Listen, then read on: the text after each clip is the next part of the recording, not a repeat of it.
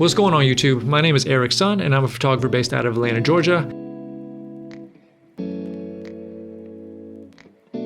And today I want to start a video series, a mini video series about the lenses that I use. And so each lens will have its own video.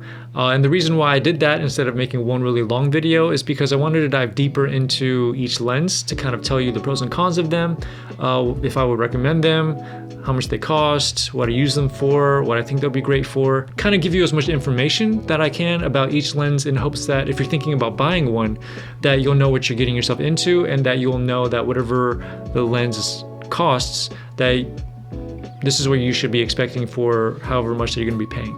And if you're looking for a lens review of, you know, a super technical and about the technicalities of it, how sharp it is, and like looking at the edges of the pictures to seeing like, oh, is how far does the sharpness go? Does it go all the way to the from edge to edge, or is it only in the center, or how a lens behaves and just the mechanics of the lens and how it works? And this is not the video for you.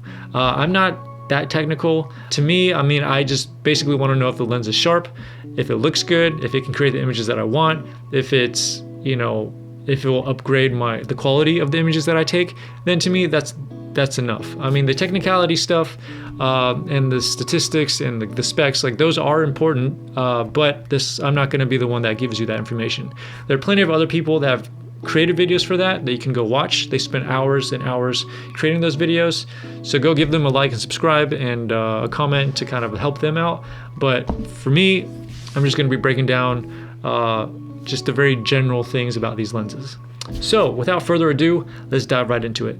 Alright, and the first lens that I want to highlight in this video in particular is my favorite lens ever. It is the Canon 24-70 2.8 lens.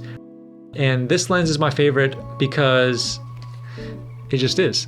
I mean, it is probably one of the most versatile lenses that I own. And I think that this lens has always been popular because of the focal range that it has. The 24-70 covers a lot of sweet spots when it comes to focal ranges with cameras. I mean, I use this for architecture, real estate, portraiture, and events. And each of those genres require me to shoot with this lens to capture different things. I mean, for example, for real estate and architecture, the 24-70 is really good at, for me, capturing kind of details and kind of changing the way that a space feels in an image. Whereas for, you know, really wide angle lenses, I mean, they just capture the vastness and the hugeness of a space.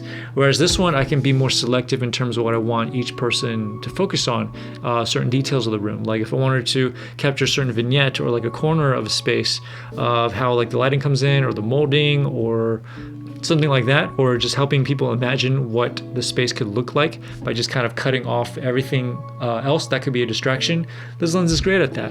If I wanted to capture like the texture and the materials and the wood grain, or, you know, anything like the threading, anything like that, this lens is great for that. Shooting portraits, the fact that I can zoom in and out, capturing like the whole, more of the scene, the background of the subject versus just focusing straight in on the subject's face. I have the versatility to do that just with one lens. And especially for events, I really love using this lens at events. Granted, it doesn't zoom in all the way. Like, you can't be in the back of the venue and capturing the speaker really up close. But what you can do is that you can zoom in where you can get a shot that's a little bit further away from you.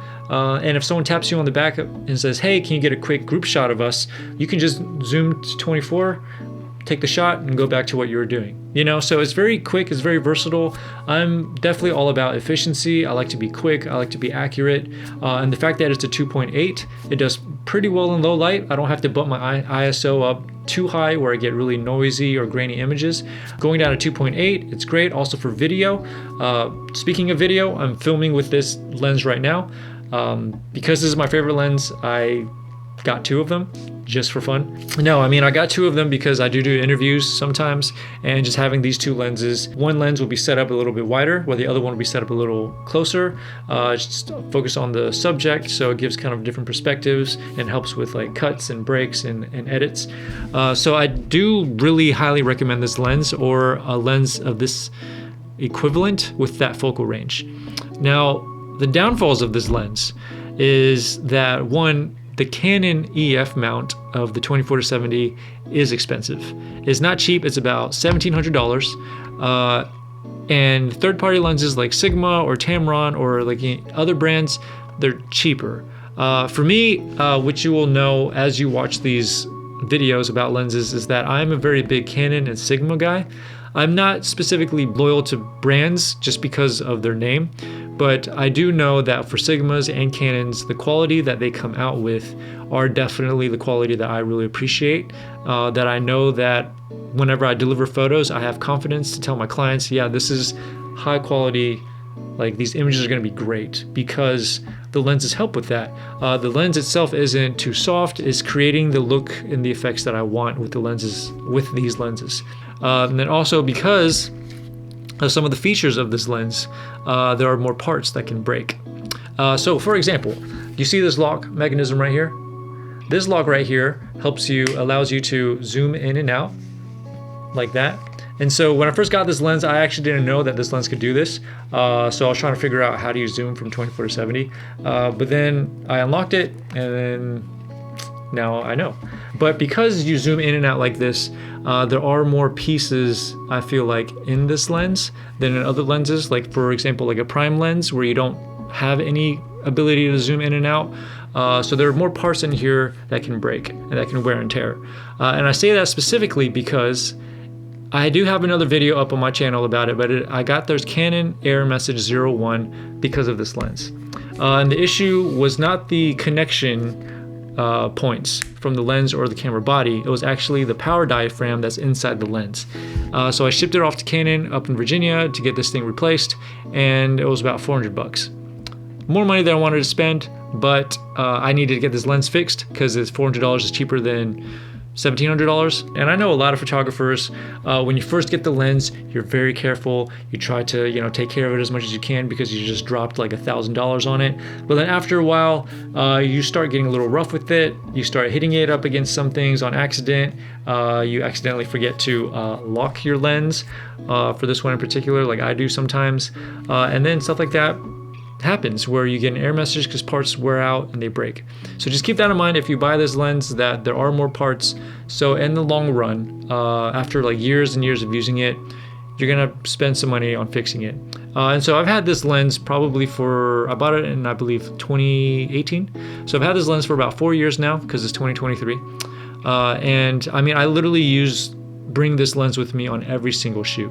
I always have this on my camera or in my camera bag. I never take this out except when I have to clean it. So would I recommend this lens? 100% absolutely. If not this lens in particular, a lens of this equivalence of the 24-70. But I would personally recommend this lens because this is a lens that I use, this is a lens that I love, and that has been super faithful in everything. I would go as far to say that I probably would not be where I am in my photography career without this lens. So I'll be throwing up some photos up on the screen for you to see how these images look, what this lens can do, what it can produce. And then I'll also type out with each photo what focal length that this is in. And so you can just see how it performs in all different focal lengths when you zoom in and out, and why this lens is so versatile and why this lens is so popular. So yeah, that's it with this. That's the general recap for this video, for this particular lens. If you have any questions, please let me know. I know there's probably some things I did not cover, but if you have a question for it, please feel free to ask. I'm more than happy to help and inform you as much as I can with my experiences with this lens to help you be a better buyer. And yeah, and let me know your thoughts about the lens. If you have it, if you like it, you don't like it, if you sold it, what have you, let me know in the comments below. And thanks so much for watching. Please like and subscribe, and I will see y'all in the next video about the next lens. Thanks. Peace.